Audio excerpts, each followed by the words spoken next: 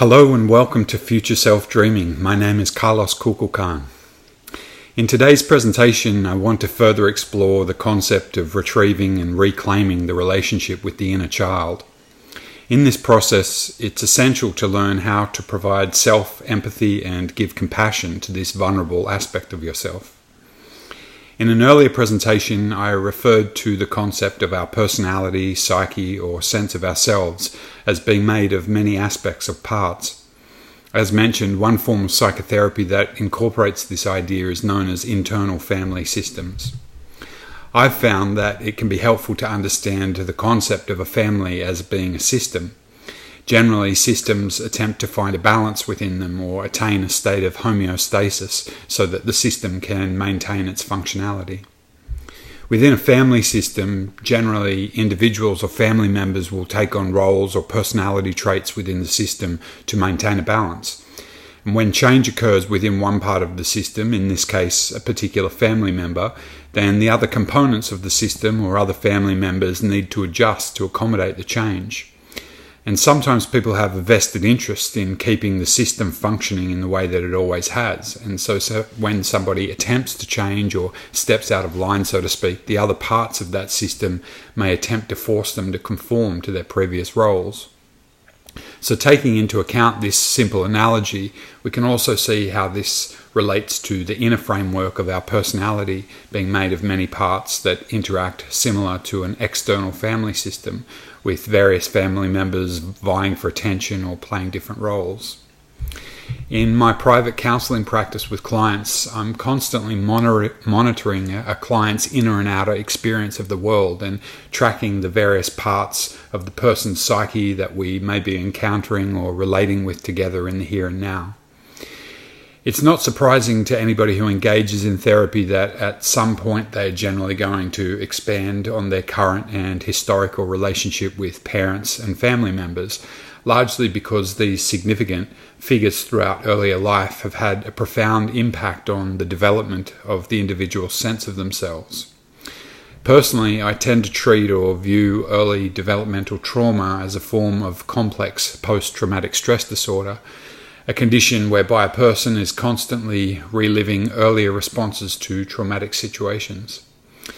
I will expand more on this topic of complex post-traumatic stress disorder in future presentations. But as a result of these earlier childhood traumas that may stem from a sense of neglect, abandonment, rejection, abuse, or otherwise, a sense of shame about ourselves develops. Throughout early life experience, this is often reinforced over and over in family situations that the vulnerable child can't escape from, causing parts of the self to split off, dissociate, become numb or hypervigilant.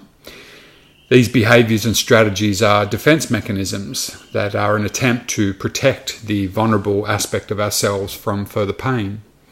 However, as a result, a state of self-abandonment results that manifests in a multitude of ways, perpetuated throughout life as habitual responses until such a time that we choose to confront these aspects of our inner world and learn to stop self-abandoning and begin to form a healthier relationship with the vulnerable inner child. This process is much easier said than done and is usually painful and arduous. There is ultimately, however, no getting around this process, regardless of the attempts to avoid pain via strategies such as social isolation, addictive use of substances, ego aggrandizement, or spiritual bypassing. There's always going to be a common denominator to our experience of life, and that's going to be ourselves. I have spent many years in the capacity of a residential care youth worker, and I often describe this as frontline in the trenches work, so to speak, with young people who have experienced extreme abuse and trauma. Although it's my preference to work with people who are consciously choosing to make change in their life, this work with young people has provided invaluable experience and insight into the effects of trauma and the behavioral responses that people develop to manage their trauma. In working with these young people, It's naive to think that just because I may have the best intentions of helping them, that they are going to immediately take a liking to me as their carer and choose to open up and form a trusting relationship. They've had repeated experiences of abuse and neglect that has resulted in mistrust of relationships in general, and they've learned to solely rely on themselves.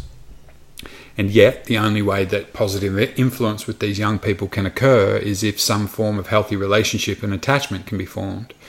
Only then are they likely to take on, reach out for, or reflect on any advice or role modelling that might be offered to them. Sometimes it may take a long time of simply being around these young people, showing an interest in things that are important to them and generally providing day-to-day care before they might begin to feel safe enough to open up and begin to trust. In transferring this experience into a therapeutic environment, and back to the concepts I have been previously speaking to, because the wounded and vulnerable parts of ourselves that have not been nurtured or cared for can be so heavily defended, it can be often challenging to form a relationship with these parts of ourselves. In fact, these parts of ourselves have generally been so abandoned, perhaps by others initially in life and then consistently abandoned by ourselves throughout later life, that they have no trust left in us to look after them whatsoever, and nothing invested in forming a relationship with us. Abandonment, particularly as a child when we are relatively helpless and need others, is experienced and perceived as a very real physical threat to our survival as an infant and child. In light of these early traumatic experiences, abandonment can be equated with meaning death. So, as a result, we have to adapt to family environments and social situations to survive at the expense of ourselves. We learn that we have to self-abandon and conform to the external will of others rather than to fulfill our inner needs, and this forms habitualized behavioral responses.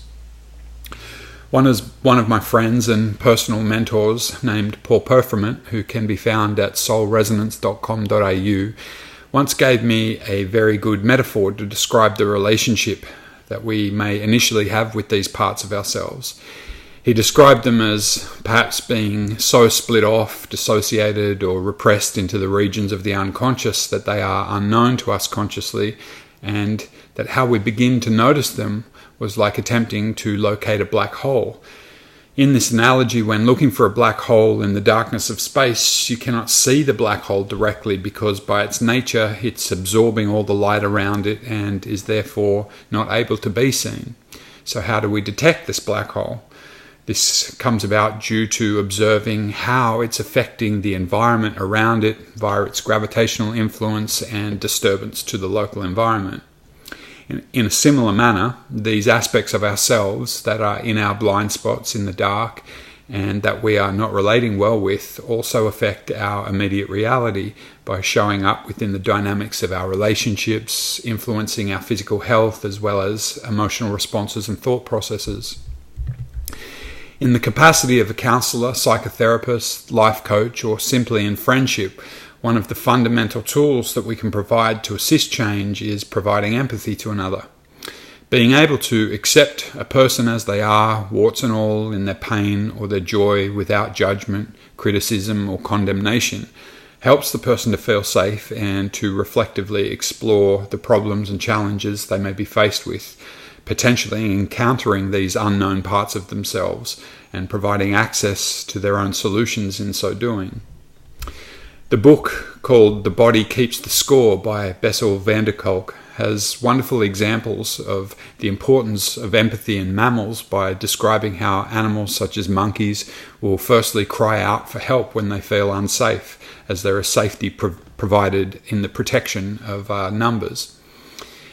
If this plea isn't received by the greater tribe, the nervous system of the monkey will respond from more primitive survival impulses in the reptilian brain, causing a fight, flight, or freeze response to the experience of threat. Similarly, as more advanced mammals, one of the primary mechanisms for relief in human beings when we're distressed is being able to verbally ventilate with others. In the absence of this, particularly when we have learned that it's not safe to share some feelings with others, particularly those who may potentially punish us and are themselves a source of threat, then we may isolate and self-abandon, and the nervous system may become chronically locked into hypervigilant survival responses to the perception of threat and abandonment. It can be helpful to understand what empathy is and what empathy is not. Although at times we may be able to sense, detect, or resonate with what another person may be experiencing, empathy is not simply thinking that we know what somebody else is feeling or experiencing and therefore thinking that we know what's best for them. Empathy is an experience of attaining an understanding of another person's thoughts, feelings, and experience from their point of view rather than from one's own. When this develops, a deeper sense of affinity or rapport may be established, leading to an enhanced experience of both interpersonal connection and connection with oneself. One of the psychotherapeutic modalities that I've gained appreciation of in relation to the emphasis placed on empathy is that developed by Marshall Rosenberg, known as nonviolent communication. Oftentimes people have an aversion to the name of this modality due to the reference to violence, and so it's often referred to as compassionate communication. However, the reference to violence is related to how staying at the cognitive level of thought generally results in judgment and perpetuates conflict rather than acceptance and empathy. The art of practicing nonviolent communication is one of learning how to provide empathy to yourself and within interpersonal encounters. One of the revelations that I took away from training in nonviolent communication is understanding that personal needs are at the root of our feelings. A simplistic explanation of this would be that we can identify feelings as generally being an indication of whether our needs are being met or unmet. We might describe those feelings that are uncomfortable or undesirable as arising due to our needs not being met. Alternatively, when our needs are being met, we tend to experience positive or desirable feelings.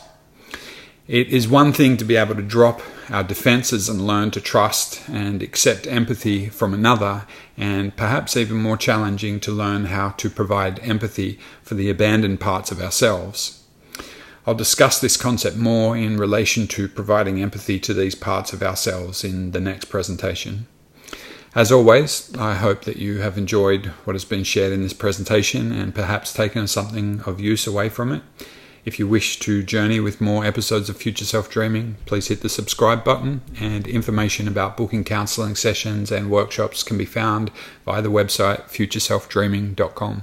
You can also follow Future Self Dreaming on Instagram and Facebook. Thank you, in Lakesh.